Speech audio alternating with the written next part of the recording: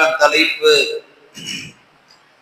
புள்ளிகோவால் மனித உரிமை மீறல்கள் என்ற தலைப்பில் நல்ல செய்திகளோடு முழு செய்தியும் எடுத்துரைக்க வல்ல ரஹ்மான் எனக்கு அருள் செய்யட்டும். ஆமீன்.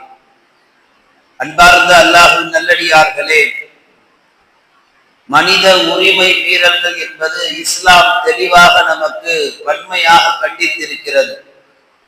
ஒவ்வொரு மனிதனுக்கும் அடிப்படையிலே ஒரு உரிமை, சுதந்திரம் இஸ்லாம் தந்திருக்கிறது. ஒவ்வொரு மனிதனும் இந்த மண்ணிலே, குறிப்பாக அதிலும் இந்திய நாட்டில் சுதந்திரமாக வாழ்வதற்கு எல்லா வழிகளும் இருக்கிறது. யார் எங்கு வேண்டுமானாலும் போகலாம், என்ன உடை வேணாலும் உடுத்தலாம், என்ன உணவு வேணாலும் உண்ணலாம். இந்திய மண்ணிலே கடவுளே இல்லை என்று சொல்லும் அளவுக்கு கூட இந்த இந்திய ஜனநாயக நாட்டிலே ஒவ்வொரு குடிமகனுக்கும் அதற்கான தகுதியும் அந்தஸ்தும் உரிமையும் சட்டத்தால் கொடுக்கப்பட்டிருக்கிறது. அப்படி இருக்கும் பட்சத்தில் இந்த மண்ணிலே சராசரியாக ஒரு மனிதன் நிம்மதியாக வாழ முடியுமா என்று இன்றைக்கு நடக்கக்கூடிய சூழ்நிலையை கவனித்து பார்த்தால் அது சாத்தியம் இல்லை என்பது தெளிவாக தெரிகிறது. யாரால் சாத்தியம் இல்லை என்று கேட்டால் புள்ளிகோவால். நம்மள நிறைய வாலிபர்கள் இந்த வார்த்தைகளை பயன்படுத்தக்கூடியவர்களாக இருக்கிறார்கள்.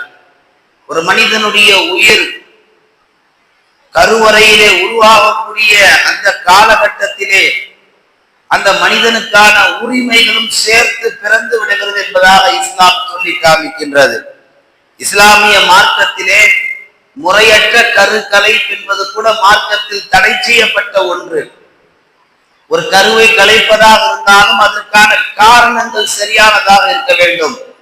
கருவினுடைய ஆரம்பம் பலகீனம், குழந்தை வளர்ந்தால் ஆபத்து, குழந்தையினுடைய வளர்ச்சி பரிணாமம் பெறவில்லை என்று மருத்துவர்களால்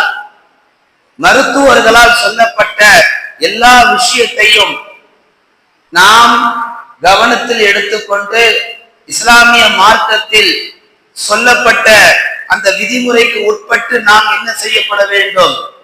இதனுடைய சட்டங்களை நாம் பேண வேண்டும். அப்படி பேணக்கூடிய நேரத்தில் இஸ்லாம் சொன்னதை போன்று கருக்கலைப்பு இருந்தால் அது சாத்தியமானது. அதே நேரத்தில் இஸ்லாம் சொல்லக்கூடிய அந்த கருக்கலைப்புக்கு மாற்றமாக நாம் நம் இஷ்டத்திற்கு தாயின் கருவில் இருக்கக்கூடிய கருவை கலைத்து விட்டால் அதற்கு அல்லாஹ்வுடைய சன்னிதானத்திலே கேள்வி கணக்கு உண்டு என்பதாக இஸ்லாம் நமக்கு வன்மையாக கண்டிக்கிறது. அன்பார்ந்தவர்களே, இஸ்லாம் மனிதனுக்கு எத்தனையோ தலையிடங்களை இன்றி சுதந்திரமாக வாழ்வதற்கு இந்த உலகிலே எல்லா வகையான உரிமைகளையும் வழங்கியிருக்கிறது. படைப்புகளிலே மிகப்பெரிய சிறந்த படைப்பு யார் என்று கேட்டால் இந்த மனித படைப்பு என்பதாக இஸ்லாம் தெளிவுபடுத்தி சொல்லுகிறது. மனிதனை இஸ்லாம் இப்படி வர்ணித்து பேசுகிறது. மனிதன் கலிஃபத்துல்லாஹ், அல்லாஹ்வுடைய பிரதிநிதி, அல்லாஹ்வுடைய பிரதிநிதி கொண்ட ஒரு தன்மை உலகத்திலேயே அல்லாஹ் மனித சமுதாயத்திற்கு தான் தந்திருக்கிறார். இஸ்லாம் சொல்லக்கூடிய இன்னும் ஆழமான செய்தி குர்ஆனிலே அல்லாஹ் சொல்லுவான். மனிதர்களுடைய அந்தஸ்தை அல்லாஹ் குர்ஆனிலே உயர்த்தி பேசுகிறார். ஏழைய படைப்பை விட மனிதனுடைய படைப்பு தான் ஆக சிறந்த படைப்பு என்றெல்லாம் குர்ஆனிலே இவ்வளவு தெளிவாக வர்ணித்து பேசப்பட்டிருக்கிறது. இப்படி ஒரு மனிதன், அவன் முஸ்லிமோ அல்லது இந்தோ அல்லது கிறிஸ்துவனோ யாராக இருக்கட்டும், அது இரண்டாவது. முதலில் நீ ஒரு மனிதன், நான் ஒரு மனிதன்.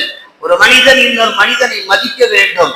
உனக்கு வரக்கூடிய வலியும் வேதனையும் அது அப்படியே எனக்கும் வரும் என்ற அடிப்படை நியதி, அடிப்படை மனிதநேயம், அடிப்படை மனிதம், இதையெல்லாம் ஒவ்வொரு மனிதனுடைய உள்ளத்திலே, சிந்தனையிலே ஆழமாக பதிய வேண்டும் என்று இஸ்லாம் நமக்கு தெளிவாக சொல்லி தருகிறது.